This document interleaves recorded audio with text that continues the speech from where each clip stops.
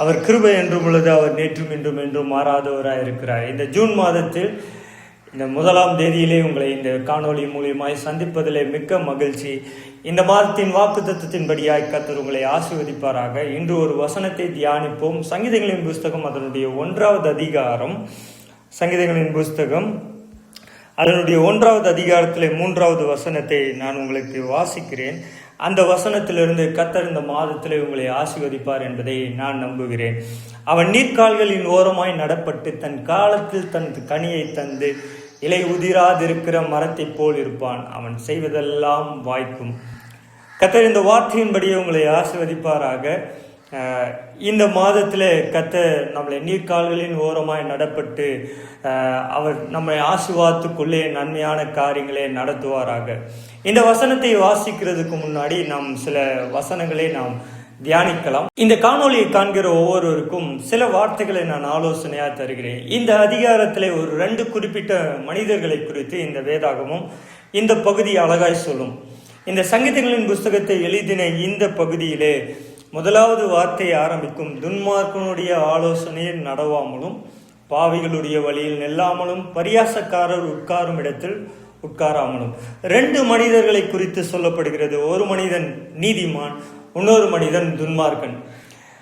ஒரு மனிதன் நல்லவன், ஒரு மனிதன் கெட்டவன்.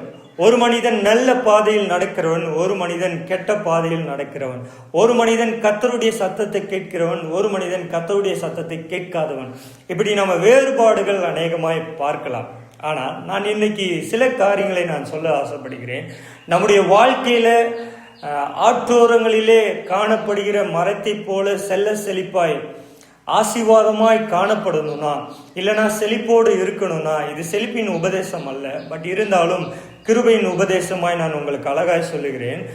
நீர்க்கால்களின் ஓரமாய் நடப்பட்ட ஒரு மனிதனாய் தன்னுடைய வாழ்க்கையில கர்த்தர் நம்முடைய சத்தத்தை கேட்கணும், அதாவது நான் கூப்பிடும் போது கர்த்தர் என் சத்தத்தை கேட்கணும், அப்படிப்பட்ட ஒரு மனிதனாய் இருக்கணும்னா நாம் எங்க இருக்கணும்னா நீர்க்கால்களின் ஓரமாய் நடப்பட்ட மனிதனாய் இருக்கணும். அப்ப நீர்க்கால்களின் ஓரமாய் நடப்பட்ட மனிதன் எப்படிப்பட்டவனாய் இருக்கணும்னா, முதலாவது அவன் துன்மார்க்கனுடைய ஆலோசனையில் நடக்க மாட்டான்.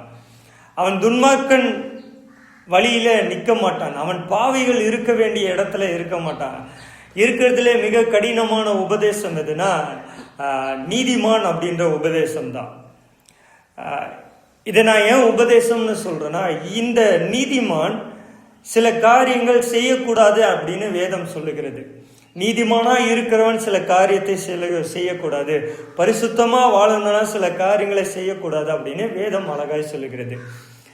இந்த 1வது சங்கீதமே அப்படிதான் சொல்லுது. நீதிமானா இருக்கிறவன் அவன் துன்மார்க்கனுடைய ஆலோசனை நடக்கக்கூடாது, பாவிகளுடைய வழியில நிற்கக்கூடாது, பரியாசக்காரர் இருக்கிற இடத்துல இருக்கக்கூடாது அப்படின்னு வேதம் நமக்கு என்ன பண்ணுது, இப்படிப்பட்ட ஆலோசனைகளை சொல்லுது. ஓகே, இது கடினமான உபதேசம்னு நான் ஏன் சொல்றேன்னா, இயேசுவை பின்பற்றின சீஷன் ஒருவன் ஆண்டவர் இடத்துல போதகனே நான் உன்னை பின்பற்ற ஆசையா இருக்கிறேன் அப்படின்னு சொல்லும் போது, உனக்கு இருக்கிற எல்லாவற்றையும் விட்டுட்டு என் பின்னாடி வாப்பா அப்படின்னும் போது அவன் மிகுந்த ஐஸ்வர்யவனா இருந்தான். அது அவனுக்கு கடினமா இருந்தது, அதனால வர முடியல. அது போலதான் நன்மை செய்கிறவனுடைய உபதேசமும் இந்த நீதிமானுடைய உபதேசமும் அப்படிப்பட்ட உபதேசம் தான். அப்ப இது நம்ம எப்படிப்பா பிராக்டிஸ் பண்ண முடியும் அப்படின்னா, நம்ம இதை எப்படிப்பா பிராக்டிஸ் பண்ண முடியும் அப்படின்னா, இதுக்கு இந்த அதிகாரத்திலே வேதம் நமக்கு அழகாய் சொல்லுகிறது. 2வது வசனம் சொல்லுகிறது, கர்த்தருடைய வேதத்தில் பிரியமாய் இருந்து இரவும் பகலும் அவருடைய வேதத்தில் தியானமா இருக்கிற மனுஷன். இப்ப நான் உங்களுக்கு அழகா சொல்றேன், நான் நீதிமானா இருக்கணும், நான் நல்லவனா இருக்கணும் அப்படின்னா யாராலும் இருக்க முடியாது. ஆனா அதை கொஞ்சம் கொஞ்சமா பிராக்டிஸ் பண்ணலாம். எப்படி பிராக்டிஸ் பண்ணலாம்னா, கர்த்தருடைய வேதத்தில் உட்கார்ந்து கர்த்தருடைய வேதத்தை தியானிக்கிறது மூலியமாய், அதை ஒவ்வொரு நாளும் அதை உட்கொள்ளும்படியாய், அதை ஒவ்வொரு நாளும் அதில் சொல்லியிருக்கிற காரியங்களை கடைபிடிக்கும்படியாய் நாம் நீதிமான்களாய் மாற முடியும். நான் ரட்சிக்கப்பட்ட ஞானஸ்தானம் எடுத்தேன் உடனே நான் நீதிமானா மாறிட்டேன்னு யாராலையும் சொல்ல முடியாது. அப்ப நீதிமானாய் மாறணும்னா என்ன பண்ணணும்னா, முதலாவது நாம் கர்த்தருடைய வேதத்தை எடுத்து வாசிக்கிறவர்களா இருக்கணும் அப்படின்னு வேதம் நமக்கு சுட்டி காட்டுகிறது. அநேகர் கிறிஸ்துவர்களா இருக்கிறோம், அநேகர் கிறிஸ்துவை பின்பற்றுகிறவர்களா இருக்கிறோம், அநேகர் கிறிஸ்துவர்கள்னு சொல்றாங்க. ஆனா வேதத்தை வாசிக்க மாட்டாங்க. வேதத்தில் என்ன காரியம் சொல்லப்பட்டிருக்கு என்பதை என்ன பண்ண மாட்டாங்க, தெரிந்து கொள்ள மாட்டாங்க. வேதம் இதுதான் சொல்லுதா அப்படின்றது அவங்களுக்கு தெரியாது. கிறிஸ்தவர்களாக இருக்கிறேன்னு சொல்லுவாங்க, ஆனால் நல்ல நாள் கெட்ட நாள் என்ன பண்ணுவாங்க பார்ப்பாங்க. ஆனால் கலாத்தியருக்கு எழுதும் போது பவுல் இப்படி சொல்லுகிறார், நீங்கள் நல்ல நாள் கெட்ட நாள் பார்க்காதீங்க, பார்க்கறது தப்பு அப்படின்னு சொல்றாரு. ஏன் பைபிளில் எங்கேயும் போடலையேன்னு. ஆனால் பவுல் கலாத்தியருக்கு எழுதியிருக்க அழகா. அப்போ இந்த காரியங்கள் வேதத்தை படிக்கிறது மூலியமா தான், வேதத்தை தியானிக்கிறது மூலியமா தான் நம்ம கற்றுக்கொள்ள முடியும். ஓகே, இதில் நான் சில காரியங்களை உதாரணமாக நான் சொல்லலாம். ஆதியாகமத்தின் புஸ்தகம் 39வது அதிகாரத்தில் சொல்லுது, ஒருவன் நீதிமானாய் இருந்தான், தன் தகப்பன் சொல்லி கொடுத்த எல்லாவற்றையும் கடைபிடித்தான், தன்னுடைய முன்னோர்கள் சொல்லி கொடுத்த எல்லாத்தையும் கடைபிடித்தான். எப்படின்னா, ஆபிரகாம் சொல்லி தந்ததும் சரி, ஈசாக்கு சொல்லி தந்ததும் சரி, அதுக்கு அப்புறமாய் தன்னுடைய தகப்பனாகிய யாக்கோபு சொல்லி தந்ததும் சரி, இவன் அழகாய் கடைபிடித்தான். தன்னுடைய தகப்பனாகிய யாக்கோபு சொல்லி தந்ததை அழகாய் கடைபிடித்தான். அவனுடைய பேர் யோசேப்பு. யோசேப்பு தன் அடிமையாய் இருக்கும்போது, தன்னுடைய அடிமை ஸ்தானத்தில் இருக்கும்போது, தன்னுடைய தகப்பனார் இல்லை, தன்னோடு இருந்தவர்கள் யாருமே இல்லை. ஆனா அவர்கள் சொல்லி தந்த ஒரே ஒரு காரியம் உண்டு. ஒருவர் என்னை பார்க்கிறார், அவருடைய பேர் யெகோவா, அவர் யெகோவா நிசியா இருக்கிறார், அவர் ஏல் பெத்தேலா இருக்கிறார், அவர் கடவுளா இருக்கிறார், அவர் கர்த்தராய் இருக்கிறார், அவர் இரட்சகராய் இருக்கிறார், அவர் என்னை பார்த்து கொண்டு இருக்கிறார் என்பதை அந்த யோசேப்பு புரிந்து கொண்டதுனால்தான் யோசேப்பு தான் செய்கிற எல்லா வேலைகளிலும் உத்தமமாய் நீதிமானாய் செய்தான்.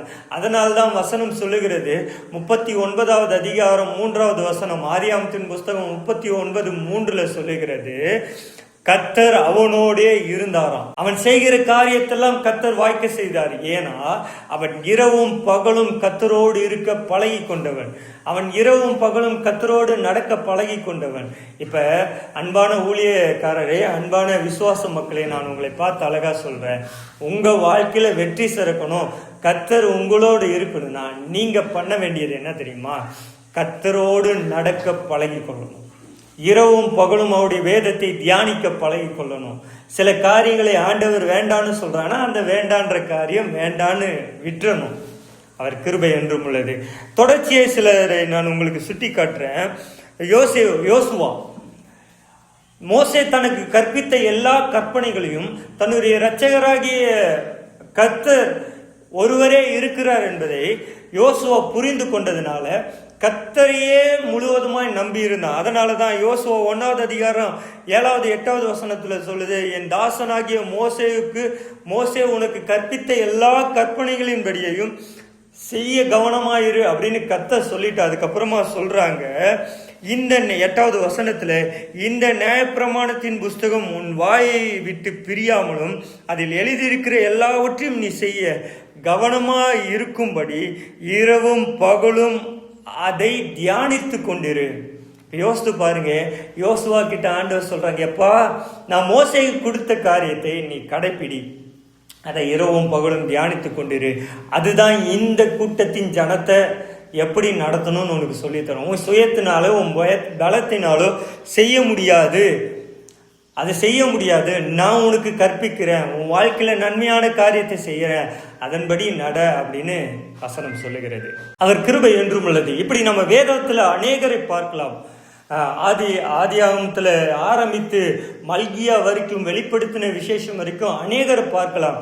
கர்த்தர் தங்களுக்கு சொல்லி தந்தபடி வாழ்ந்தவர்கள், அதாவது நீர்க்கால்களின் ஓரமாய் நடப்பட்டவர்களாய் வாழ்ந்த அநேகருடைய வாழ்க்கையில கர்த்தர் மென்மேலும் உயர்த்துகிறவராய் இருந்தார். நான் உங்களுக்கு இந்த வசனத்தை திரும்பமாய் சுட்டி காட்டுகிறேன். அவன் நீர்க்கால்களின் ஓரமாய் நடப்பட்டு, உங்களுக்கு ஒரு சின்ன இமேஜினேஷனுக்கு கொண்டு வரேன். நீங்க எங்கேயாவது ஆத்து ஓரத்தில் இருக்கிற மரங்களையோ செடிகளையோ பார்த்தா அந்த ஆத்துல தண்ணியே இருக்காது, ஆனா அது ஓரத்தில் இருக்கிற செடிகள் பச்சை பசேன்னு இருக்கும். அதுக்கு காரணம் என்ன தெரியுமா? அந்த ஆத்துக்கு கீழே என்ன இருக்குன்னா, தண்ணியோட பிசுபிசுப்போ இல்லைன்னா அந்த இடத்துல ஊத்தோட தண்ணியோ இருக்கும். அது எத்தனை காலங்கள் ஆனாலும் அது மறையாது. அந்த ஓரத்தில், அந்த ஆத்து ஓரத்தில் இருக்கிற செடி எப்பவுமே பசுமையாக இருக்கும். காரணம் என்ன? அதுக்கு கீழே இருக்கிற அந்த தண்ணியின் பிசுபிசுப்பு. இந்த காலை வேளை ஒரு வேளை இந்த காணொலியை கேட்கிற ஒவ்வொருக்கும் நான் சொல்றேன், கர்த்தருடைய சத்தத்தை கேட்கிற ஒவ்வொருவருக்கும் சொல்றேன், நாம் எப்போதும் கர்த்தரோடு இணைந்திருக்கிறவர்களாய், கர்த்தருடைய சத்தத்தை கேட்கிறவர்களாய் இருந்தா நம்முடைய வாழ்க்கையில எப்பவுமே பசுமையான நிலத்தை கர்த்தர் கட்டளையிடுவாங்க. அதுதான் இங்க சொல்லுது, கர்த்தருடைய வேதத்தில் பிரியமாயிருந்து அவருடைய வேதத்தை தியானிக்கிற மனுஷன் பாக்கியவான். அவன் நீர்க்கால்களின் ஓரமாய் நடப்பட்டு தன் காலத்தில், நமக்குன்னு ஒரு குறிப்பிட்ட காலத்தை ஆண்டவர் வைத்திருப்பார், அந்த காலத்துல கனியை தந்து இலை உதிராதிருக்கிற மரத்தை போல் இருப்பான். என்ன சூழ்நிலை வந்தாலும் சரி, அது கோடை காலமா இருக்கட்டும், குளிர்காலமா இருக்கட்டும், வறட்சியான காலமா இருக்கட்டும், ஏன் மரத்துல இருக்கிற கிளையில இருக்கிற ஒரு இலையையும் கர்த்தர் உதிக்க விட மாட்டார். அது பசுமையா இருக்கும் என்பதை இந்த வசனம் சுட்டி காட்டுகிறது. இதற்கு கீழே அநேக வசனங்கள் இருக்கு, அதை நீங்க வீட்டுல தியானித்து பாருங்கள். கடைசி வசனம் சொல்லுகிறது, ஆகியால் துன்மார்க்க நியாயத்தீர்ப்பிலும் பாவிகள் நீதிமான்கள் சபையிலும் நிலை நிற்பதில்லை. கர்த்தர் நீதிமான்களின் வழியை அறிந்திருக்கிறார். உங்கள் வழியையும் என் வழியையும் ஒருவர் அறிந்திருக்கிறார். அவர் யார்னா, நீங்களும் நானும் ஆராதிக்கிற இயேசு கிறிஸ்து. அவர் அன்புள்ளவராயிருக்கிறார், அவர் இரட்சகராயிருக்கிறார். நாம் துன்மார்க்கருடைய வழியிலே நடவாமல் நீதிமான்களுடைய வழியிலே நடப்போம். கர்த்தர் உங்களையும் என்னையும் நீதிமான்களின் பாதையில் நடத்துவார் என்பதை நான் விசுவாசிக்கிறேன். கர்த்தருடைய வசனத்தை தியானிங்க, அதில் ஐக்கியமா இருங்க. கர்த்தர் உங்களை ஆசீர்வதிப்பார். ஆமென், ஆமென். நான் உங்களுக்காக ஜெபிக்கிறேன். அன்புள்ள இயேசப்பா, இந்த வசனத்தை கேட்கிற ஒவ்வொரு உள்ளங்களிலும் கர்த்தராகிய நீர் ஆசீர்வாடுங்க.